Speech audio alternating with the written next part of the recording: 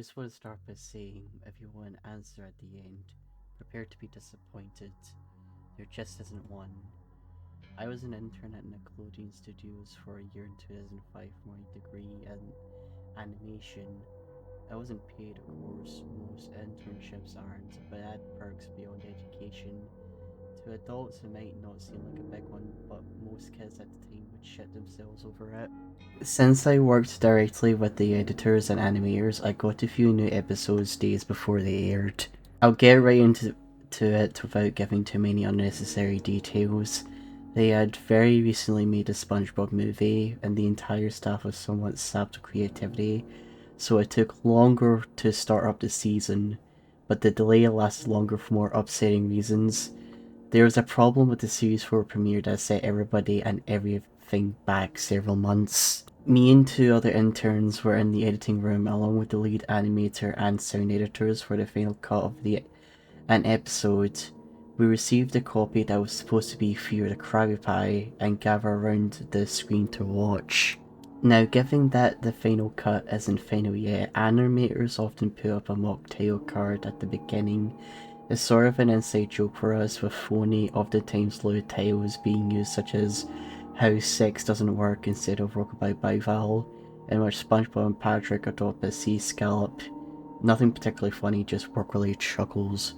So when we saw the title card, Squidward's Suicide, we didn't think it was more than a morbid joke. One of the interns did a small throat laugh at it. The episode started with the happy-go-lucky music playing as normal.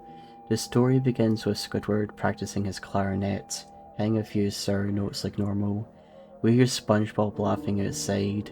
Squidward stops, yelling at him to keep it down as he had a concert that night and needs to practice. SpongeBob says okay and goes to see Sandy with Patrick. The bubble splash screen comes up and we see the ending of Squidward's concert. This is where things began to seem off. While playing, a few frames repeat themselves, but the sound doesn't. It's supposed to be synced with the animation, so yes, that's not common, but when Squidward stops playing, the sound finishes as if the skip never happened. There's a slight murmuring in the crowd before they begin to boo him. Not the common cartoon booing that's in a show, mind you. You can clearly hear malice in it. Squidward's in full frame and looks visibly afraid. The shot goes to the crowd with SpongeBob in center frame. He too is booing, which is very much unlike him. That isn't the oddest thing, though what's odd is that everyone had hyper-realistic eyes, all very detailed. Clearly not shots of real people's eyes, but something a bit more realistic than CGI. The pupils were red. Some of us looked at each other, obviously confused, but we weren't the right years and we didn't question its appeal to children yet. The shot goes to Squidward sitting on the edge of his bed, looking very forlorn. The view out of his porthole window is of a night sky, so it's not very long after the concert. The unsettling part is that at this point there's no sound. Literally zero sound, not even the feedback from the speakers in the room, as if the speakers were turned off, though their stasis shows them working perfectly. Squidward just sits there in silence, blinking for about 30 seconds, then starts to sob softly. He puts his hands over his eyes and cries quietly for a full minute more, all the while the sound of the background is very gradually growing from nothing to barely audible. It sounds like he breathes through a forest. The screen slowly begins to zoom in on his face. By slowly, I mean it's only noticeable if you look at a shot 10 seconds apart side by side. His sobbing gets louder and more full of hurt and anger. The screen then twitches a bit as if it twists in on itself for a split second before going back to normal.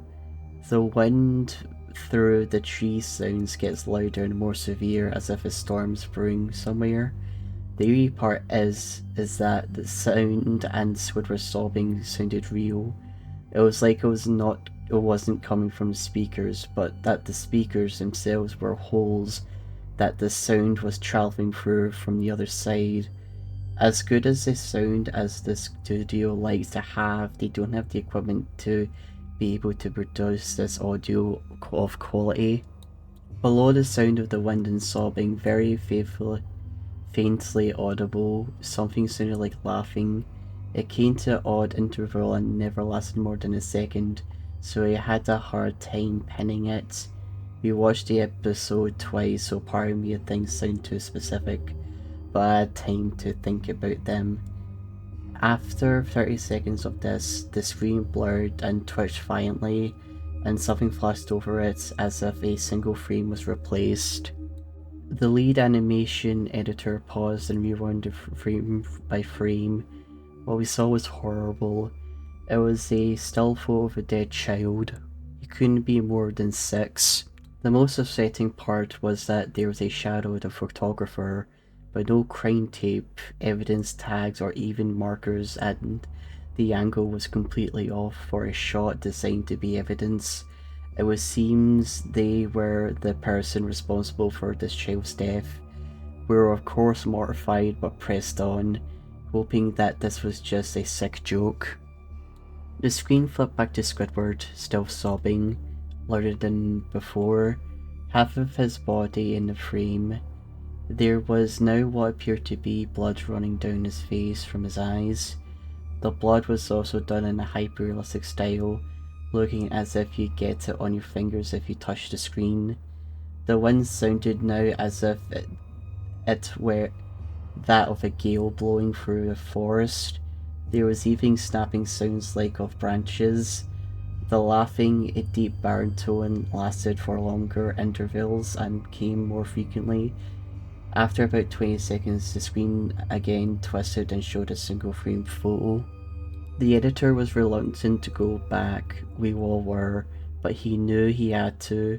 This time the photo appeared to be a little girl, no older than the first child. Her entrails were piled on top of her above, another crude cut along her back. Again, the body was on the street and the photographer's shadow was visible, very similar in size and shape to the first. I had to choke back vomit, and one intern, the only female in the room, ran out. The show resumed. After about 5 seconds after the second photo played, Squidward went silent. All sound cut out, like it did when the scene started. He put his tentacle down and his eyes were now done in a hyper-realism, like the others were at the beginning of the episode. They were bleeding, bloodshot and pulsating. He just stared at the screen as if watching the viewer. After about 10 seconds he started sobbing, this time not covering his eyes. The sound was piercing and loud. The most fear-inducing thing of all of this was his sobbing was mixed with his screams. Tears and blood were dripping down his face at a heavy rate. The wind sound came back and so did the deep voice laughing. This time it was a still photo that lasted for a good 5 frames. The animator was able to stop it on the 4th and backed up. This time the photo was of a boy about the same age, but the scene was different. His entrails were being pulled out from his stomach wound by a large hand. The right eye popped and dangling, blood trickling down it. The animator proceeded. The next frame was different, but we couldn't tell how. He continued to the next image and it was the same thing. He went back to the first and played them quicker, and I lost it. I vomited all on the floor. The animation and sound editors gasped at the screen. The 5 frames were not 5 different photos. They were frames from a video. We saw the hand slowly lift out the guts. We saw the kid's eyes focus on it. We even saw 2 frames of the kids beginning to blink. The lead sound editor told us to stop. He had to call the creator to see this. Mr. Hillenberg arrived within about 15 minutes. He was confused as why he has been called down, so the editor just continued the episode. On the next frames were shown, all screaming and sound again stopped. Squidward was just staring at the viewer, his face taking up full frame for about 3 seconds. The shot quickly panned out, then a deep voice said, "Do it." And we saw a shotgun in Squidward's hands. He immediately puts the gun in his mouth and pulls the trigger. Realistic blood and bloody matter splatters the wall behind him in his bed, and he flies back with force. The last 5 seconds of this episode shows his body on the bed, on its side, one eye dangling from what's left of his head above the floor, staring backly at it. The episode ends. Mr. Hellenberg was obviously angry as he demanded to know what the hell was going on. Most people left the room at this point, so there's just a handful left to watch it again. Viewing the episode twice only served to imprint the entirety of it in my mind and cause me horrible nightmares. I'm sorry I stayed. The only theory we can think of was that the file has been edited by someone in the chain from the drawing studio to here. The CTO was called in to find out when it happened. Analysis of the file did show it was mixed with new material. However, the timestamp of the change was a mere 24 seconds before we began viewing it. All equipment involved was examined for foreign software and hardware, as well as glitches, such as if the timeline was showing us the wrong time, but everything checked out fine. We didn't know what happened, and to this day nobody does.